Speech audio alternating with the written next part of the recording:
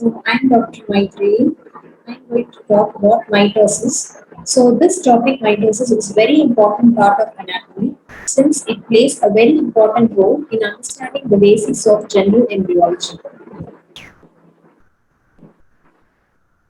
So as we all know, embryology means what? It's the study of development of an individual from conception to birth. So this development involves the basic concept that is fertilization. So fertilization, we all know, it results in the formation of a single cell called zygote. So this zygote will be transformed into a multicellular individual as a result of developmental process. So for today's class, this chromosome terminology is very important because understanding of structure and function of chromosome is very important to understand today's topic. That's mitosis. So at the end of the prenatal period, we get a multicellular individual developmental process. So we'll start with today's topic, that is with the basic structure and function of chromosome to aid the understanding of mitosis. Can you see in the picture chromosome structure? We are all thinking that this chromosome structure will be seen in all the cells, right? So the chromosomes, as is mentioned here in the slide, so it consists of 3 points. The chromosomes are nothing but linear strands of DNA, and they are situated in the nucleus of a eukaryotic cell. So the location we all know. And the main function of chromosome is what? It helps in the transmission of genetic information.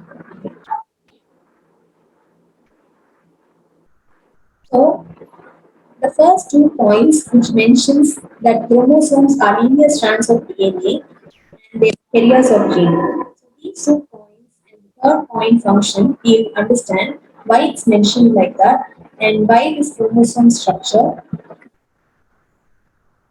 is not seen in a non-dividing cell. I'm going to talk about that now. So can you see, this is the DNA double-stranded helix. As we all know, DNA double-stranded helix contains certain segments or portions, and each of those segments are called as genes. The genes are located in this DNA double-stranded helix. So this DNA double-stranded helix is going to form the ultimate chromosome structure. But since it's a single strand, it can't directly go and form a chromosome. So what is going to happen is this DNA double-stranded helix will be bound around a supporting protein as shown in the picture.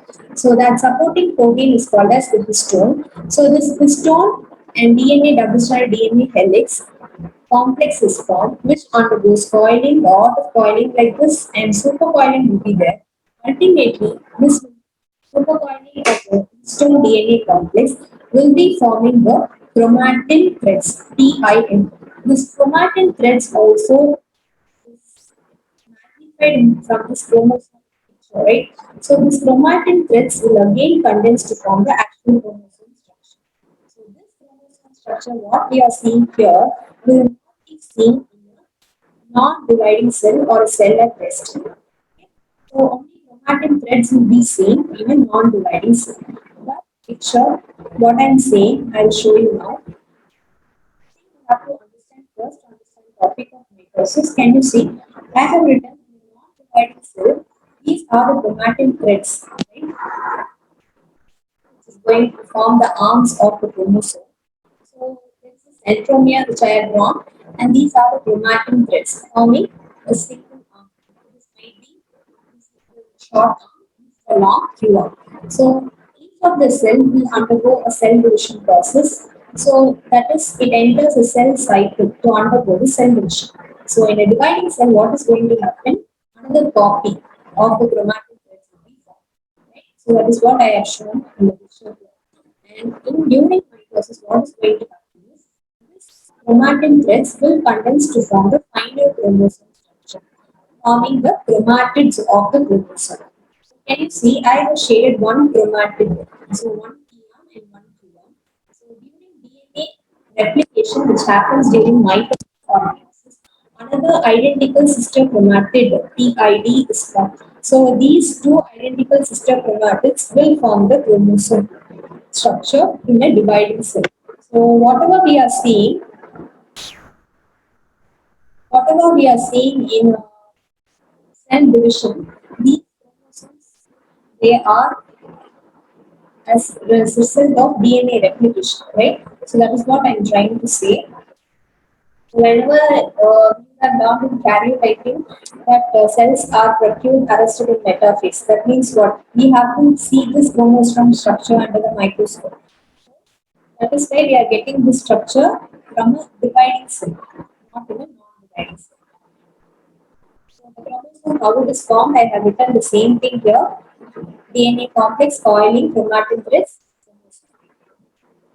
So in a normal non-dividing cell, chromatin threads are there. In a dividing cell, they become condensed to form the microscopically visible chromosomes.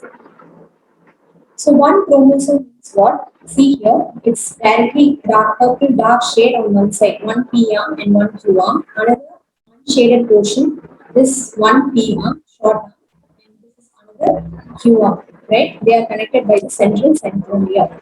So these are the exact copies. So this is one copy, this is the exact copy during DNA replication. So today's topic mitosis. I'm bothered about the human somatic cells where this mitosis is going to happen. So that means what somatic cells will contain the 46 chromosomes diploid number. So this alone we have to keep in mind. That means 46 is mentioned as 23 pairs. So 23 pairs is 22 pairs and one pair. So 22 pairs of autosomes are there and one pair of sex chromosomes. That is XXR. So this two number we have to keep in mind for today's topic. So cell division begins now. So cell cycle. So if a cell has to enter either mitosis or meiosis, it has to go through the cell cycle. Right? So the cell cycle is very important in cell's life cycle.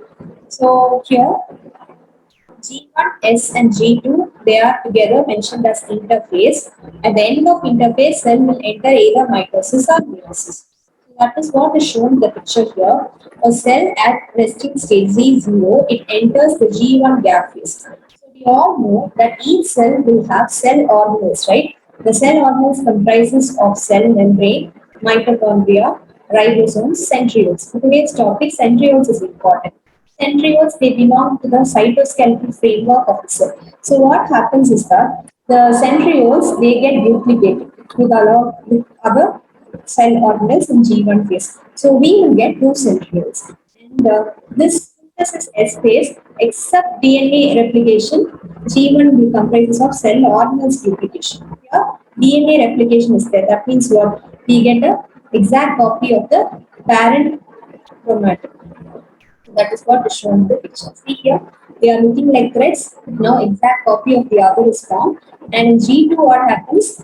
G2 phase proves checks the duplicated cell organelles and DNA, replicated DNA for any defect. So if any defect is there, it will remove those things. So finally everything is ready. Now the cell is prepared for to enter mitosis. So now it's shown here as mitosis, right?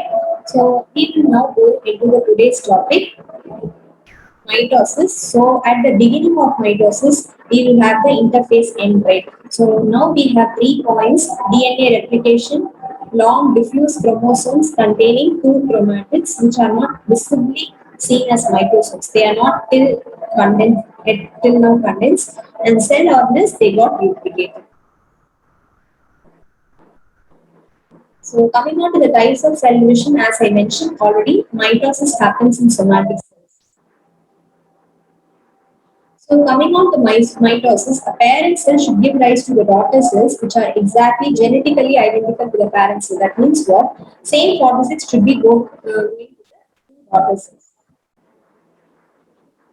So stages of mitosis: prophase, metaphase, anaphase, and telophase. Prophase. Can you see? Prophase is in turn divided as early and late. Early means what?